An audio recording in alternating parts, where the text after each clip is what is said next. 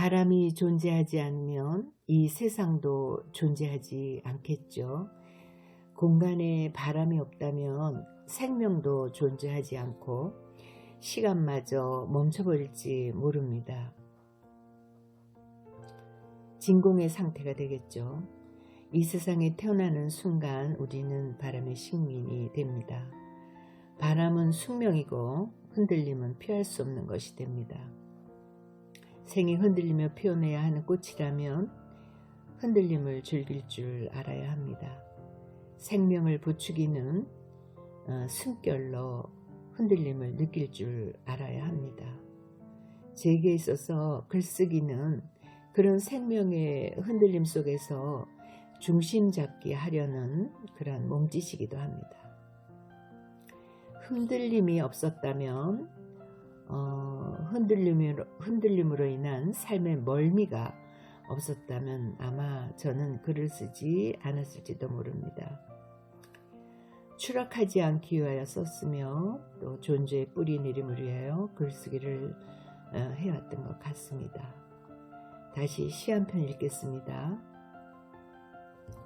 당신과 나 사이. 사람 대할 때 불 대하듯 하라는 디오게네스의 말을 잊고 가끔 당신과 나 사이 거리 조절에 실패 겪는다. 다가갈 때는 타지 않을 정도로, 멀어질 때는 멀지 않을 정도로, 번번이 불 조절에 서툴러 너무 다가가 까맣게 타버리거나 잊기도 전에 도망쳐 얼어버리거나 불 조절에 상처있고 물가를 찾으면 무한히 열린 숨으로 바다가 위로한다. 아직 배워가는 중이구나. 사람과 사람 사이 온전한 사랑을. 깨질 거라는 두려움부터 걷어야 해. 변할 거라는 의욕부터 버려야 해.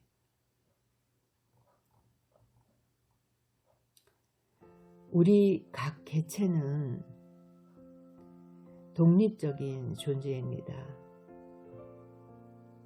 그러나 유기적 관계 속에서 존재하는 생명체입니다. 그 관계망 속에서 서로의 존재를 확인도 하고 그 영향 속에서 성장합니다. 디오게네스의 말대로 사람을 대함에 있어 불을 대하듯 해야 합니다. 우리가 맺고 있는 사람과 사람 사이의 관계는 마치 중력으로 서로를 견인하고 견제하는 우주의 질서와 닮아 있다는 생각도 듭니다. 그 질서는 적당한 거리, 적당한 온기가 유지될 때 아름다워지고 평화를 유지하는 것 같습니다. 서로를 연결하는 인연, 정 같은 그런 유기적 힘을 저는 불의 성질을 가진 바람이라 생각합니다. 이 바람은 때로 순풍으로, 때로는 역풍으로, 때로는 폭풍으로 작용하기도 합니다. 그 불 조절에 스트레스를 느끼거나 아픔을 느낄 때 물가를 찾는 것이 좋은 것 같습니다. 특히 바다에 한없이 열린 품을 찾으면 마음의 평장과 함께 깨닫게 되지요. 사람과 사람 사이엔 거리 조절과 온도 조절이 관건이지만 그에 앞서 가장 필요한 것은 무엇보다 신뢰라는 것, 관계에 대한 믿음이지요. 아기가 엄마의 품을 의심하지 않듯 긍정의 힘을 잃지 않음이 무엇보다 중요하다는 것을 바다의 품에서 깨닫고 쓴 시입니다. 시 한 편 또 읽겠습니다. 유연해지기. 산호라면 몸에 힘이 들어갈 때가 있다. 머릿속에 자석이 들었는지 온갖 상념이 달라붙고 심장 속에 불똥이 하나 들어앉아 시도 때도 없이 타오른다. 무거워지지 말아라. 뜨거워지지 말아라. 한 세상 너울너울 물결에 맡겨라. 바닷속 해초처럼 춤을 추면서.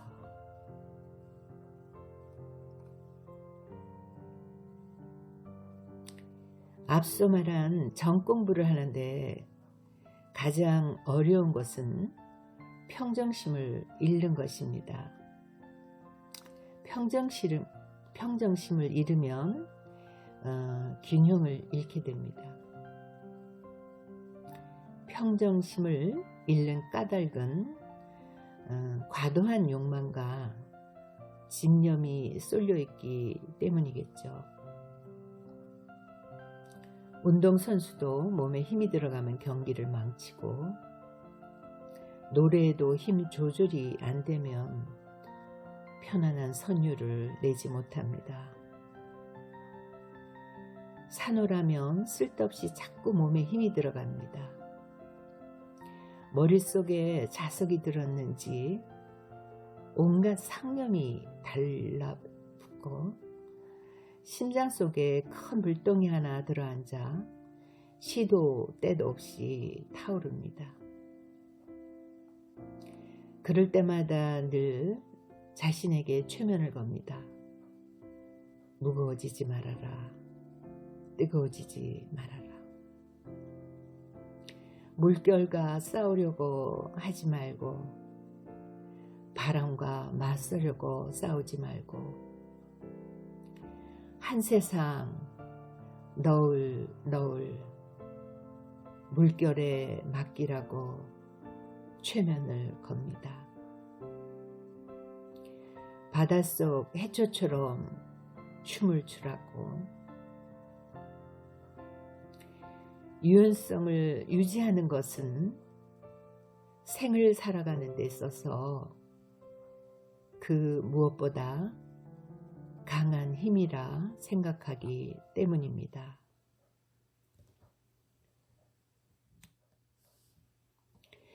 아무리 물결에 맡기며 유연성을 유지하려 해도 때로는 쉬었다 가기도 필요합니다.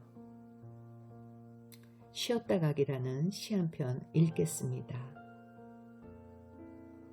쉬었다 가기. 살다 보면 맑은 날만 오지 않더라. 천둥 번개로 천지 뒤집히고 먹구름에 가려 어둠뿐인 하늘. 그럴 땐 폭우에 닿게 엎드려 숨 고르자.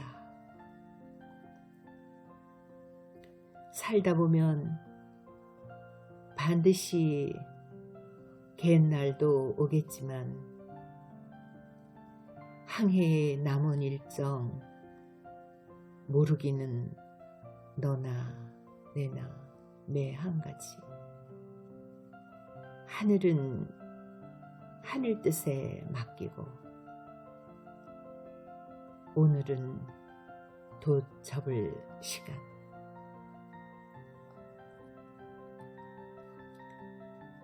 하늘이 온통 먹구름일 뿐일 때는 가끔 쉬었다 가야 합니다. 하늘과 싸우려고만 하지 말고 돛을 접고 기다릴 줄도 알아야 합니다. 우리 생에 있어서 남은 항해 일정은 그 누구도 모릅니다. 장담할 수도 없습니다. 그럴 땐 하늘은 하늘 뜻에 맡기고 우리는 낮게 엎드려 호흡을 고르며 점검해야 합니다. 쉼표는 호흡을 고르는 시간입니다. 인생은 긴 여정입니다. 마라톤과 같은 삶에 있어서 쉼표 없이 끊임없이 이어달리기만 할 수는 없습니다.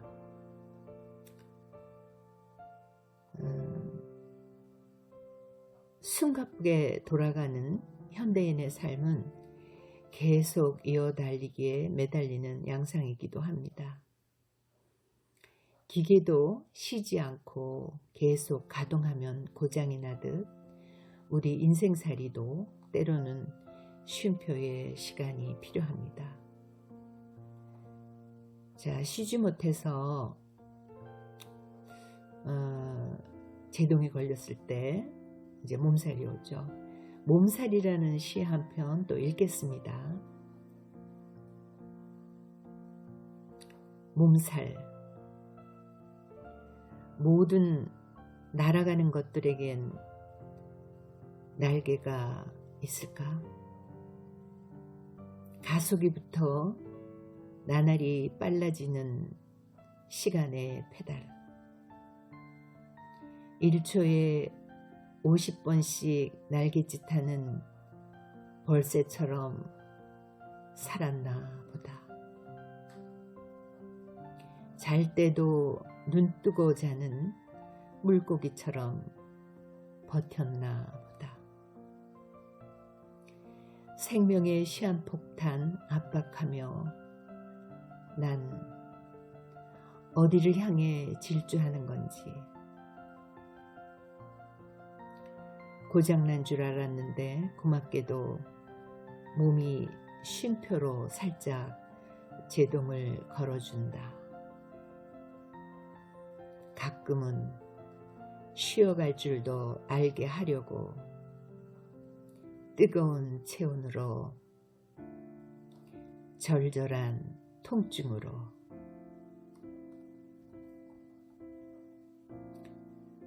저는 가끔 몸살을 잘 앓는 편입니다. 쉬었다 가라며 몸이 마음에게 제동을 걸어주는 것입니다. 절절한 통증으로 뜨거운 체온으로. 사실 벌새처럼 사는 순간도 많이 있습니다. 1초에 50번 날갯짓하며 어떤 강박관념에 쫓기며 사는 거죠. 또 자면서도 눈 뜨고 있는 물고기처럼 끊임없이 어떤 자의식에 사로잡혀 진정한 휴식을 놓치는 경우가 많습니다. 눈은 감고 있으나 쉬고 있는 것은 아니죠. 우리의 목숨은 어차피 종착역을 향해 달리는 기관차입니다. 쉬지 않고 달리는 것은 시한폭탄을 싣고 내달리는 모양새입니다. 나이 한 살씩 늘어갈수록 시간은 가속이부터 날아갑니다. 달린다기보다는 날아간다는 말이 더 적합할 만큼 시간의 페달은 나날이 빨라지는 듯 느껴집니다.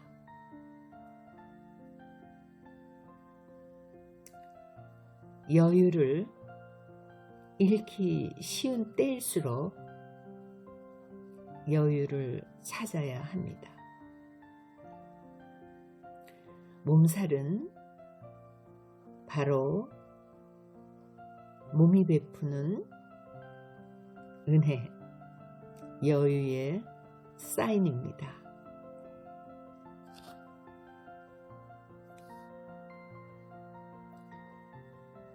이젠 생명에 관한 공부를 이야기하려 합니다.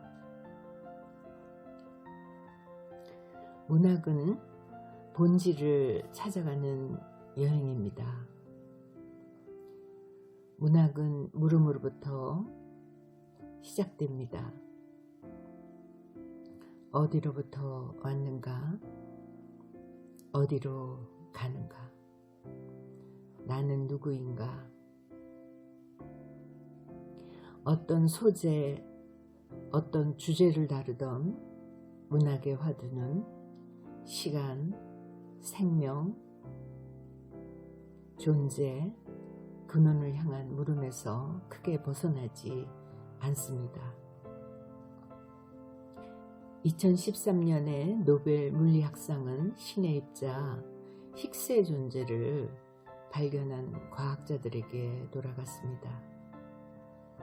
놀라운 일입니다.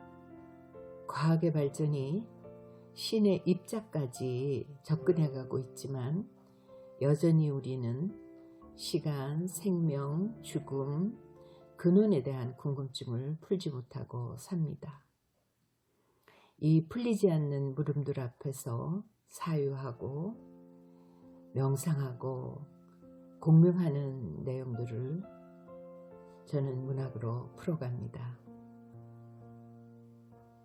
그러니까 문학은 제게 있어서 종교이며 철학입니다. 세상과 자신을 바라보는 창이며 하늘을 향한 물음이며 기도입니다. 15년 전 저에게 암이 찾아왔습니다. 아주 슬며시 손님으로 찾아온 그 존재는 곧바로 저를 온통 지배하는 주인이 되어 있었습니다. 그 존재에 이끌려 제 몸도 마음도 황폐해가는 중에 정신이 비로소 들었습니다. 더 이상 내려갈 수 없는 바닥에 이르러서 침잠하고 있으니 어디로 와서 어디로 가는지 근원에 대한 질문이 더욱 절실해졌습니다. 마침 연어를 선물로 받았기에 연어의 회귀 능력인 모천에 대해서 생각하게 되었고, 우리에게도 그 근원을 찾는 센서가 어딘가에 장착되어 있을 것이라는 생각도 들었습니다. 현실에 쫓겨 정신없이 사는 동안에 절실하지 않았던 생명의 신호에 귀 기울이게 되었습니다. 두려움에 떨며 생명의 신호를 찾던 그 시간에 쓴 글, 수필입니다. 이번엔 제목은 연어입니다. 연어를 낭독하겠습니다. 연어. 연어였다. 금방이라도 펄떡 살아 움직일 것만 같은데 내 종아리보다도 길고 튼실해 보이는 몸을 다 펴지도 못하고 작은 아이스박스 속에 J자로 누워있다. 항복의 몸짓으로 은색의 배를 내보이고 있지만 투지로 퍼렇게 굳은 등허리에선 언제라도 구부려진 꼬리로 바닥을 탁 치고 튀어오를 것 같은 저항이 느껴졌다. 평소 난 아주 작은 것들의 숨결에서 종종 감명을 받곤 했다. 산속을 거닐다 풀숲의 작은 꽃을 보거나 푸릉 날아가는 작은 새의 날갯짓 등을 보면 보일 듯 말 듯 단 그 작은 생명들로 이 세상이 경이로움에 가득 찬 것처럼 느껴졌었다. 그런데 큰 숨결로 살아가는 것들이 주는 생명의 기운은 작은 숨결에서 받는 경이로움과는 다르게 나를 압도한다. 어림잡아도 60cm는 훨씬 넘을 듯 했다. 이미 숨결은 멎었지만 누워서도 녀석은 그 큰 몸짓으로 항의를 한다. 드넓은 바다를 누비던 몸이라고, 구부러진 꼬리에 자존심이 상한다고. 먹이 사슬에 제물이 되지 않고 완전한 성어로 살아남을 수 있었던 그의 행운에 감격하면서 나는 생각했다. 하필이면 모천 회기를 코앞에 두고 강어기에서 잡혀버린담. 그의 최대 불운을 애도해야 하는지 즐거워해야 하는지 잠시 복잡해졌다. 바다에서의 긴 여행을 끝내고 산란을 위해 모천을 거슬러 오르기 전, 그러니까 남대천 어귀에서 잡힌 연어가 최상의 맛이라는 말을 들었던 터다. 즐겨 찾는 패밀리 레스토랑에서도 가장 먼저 접시에 담아오는 것이 훈제연어였다. 비린내도 별로 없고 향긋함마저 느껴지는 그 부드러운 붉은 속살을 보면 언제나 식욕이 당기곤 했다. 한 번의 식사 분량만큼씩 포장 판매하는 것을 종종 사다 먹긴 했지만 이렇게 당당하게 온전한 모습을 대하기엔 처음이었다. 매주 월요일마다 나가는 인천의 수필반 회원 한 사람이 속초로 주말 여행을 떠나는 중에 연어알 잘 가져와서 맛나게 익으면 나눠드릴게요. 저희 가족들이 겨울 내내 행복해하면서 먹어요 라고 문자를 보내오더니 알은 나중이고 우선 구해온 연어 몇 마리 중 하나를 나에게 전해준 것이다. 알맞은 크기의 아이스박스를 구하려고 시장을 몇 바퀴 돌다가 수업에도 늦었단다. 제 크기의 아이스박스를 구하려면 연안부두까지 가야 한다기에 할 수 없이 버섯박스를 얻어 담았노라고 옹색하게 누워있는 연어의 사연을 설명했다. 가을날 물고기 한 마리가 내 가슴을 얼마나 뛰게 하던지 집으로 향하는 차 속에서 페달을 밟고 또 밟았다. 연어라는 말 속에는 강물 냄새가 난다고 말한 한 안도현의 그 말이 있지만 눈앞에 누워있는 연어에게서 나는 시간의 냄새를 맡는다. 우리의 3, 4년은 잠깐이지만 지금 이 녀석에게선 우주를 다 헤매다가 온 세월의 냄새가 났다. 오늘 같은 가을날 물살마저 졸고 있는 남대천 어느 여울에서 알이 되어 태어났을 그 생명의 시작부터 한겨울을 지나 봄에 부화하여 남대천 물살을 타고 바다로 향했을 수천 수만 치어들의 빛나는 행렬, 그리고 그들이 헤엄쳐 다녔을 알래스카의 차고 푸른 바다까지. 그들은 왜 태어난 강을 버리고 바다로 갈까? 그리고 망망한 바다를 헤매돌다가 어떻게 길을 찾아 모천으로 돌아오는 걸까? 모천에 대한 기억들은 어디에 숨어 있으며 알래스카 그 먼 바다까지 나갔다가도 어김없이 돌아올 수 있는 절대적인 방향 감지 능력은 어떻게 지니고 있는 것일까? 연어라는 말 속에는 너무나 신비한 의문 부호들이 숨어 있다. 연어의 몸속에 숨어있는 의문 부호들을 알게 되면 내 삶의 의문 부호도 좀 풀게 되려나, 어디서 왔는지 또 어디로 가고 있는지 왜 또 그렇게 가야 하는지 이 나이가 되도록 참 막연한 생각으로 살아왔다. 문득 그런 물음들 앞에 서게 되면 언제나 좀 더 있다가 생각할 거야, 당장 급하지 않으니까, 그렇게 회피해 왔었다.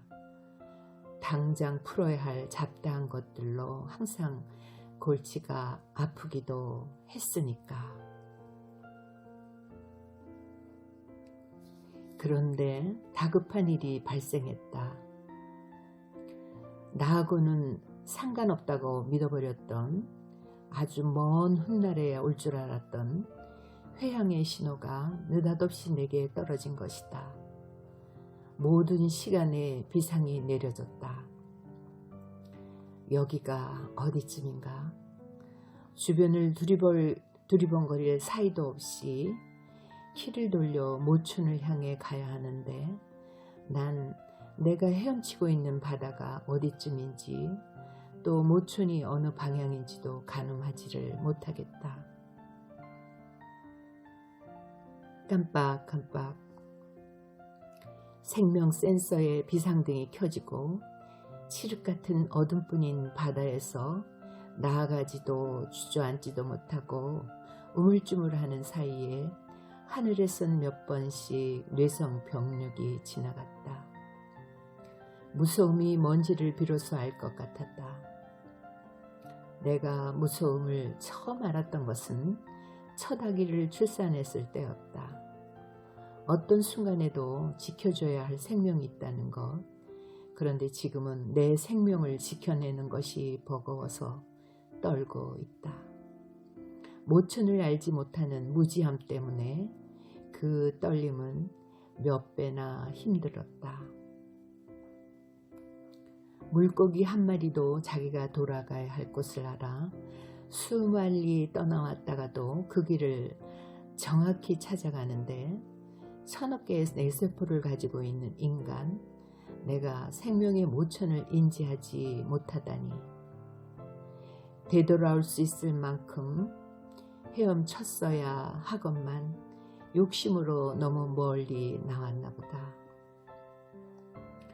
기억장치엔 오류가 걸려있고 갈 길은 바쁜데 지느러미는 지친 상태다. 더 이상 의문부호들을 미룰 수가 없어서 끌어안고 지낸다. 연애에게 주신 모천 회기의 생명력과 그 초유의 감각 기능 틀림없이 내게도 입력되어 어딘가 저장시켜 놓으셨을 것이다. 무사 회귀하기에는 너무 무거워진 나를 하나하나 덜어내다 보면 생명의 파장을 따라 모천으로 가고 있는 나와도 만날 수 있지 않을까? 어느 햇살 좋은 가을날에 힘차게 물살을 거스르며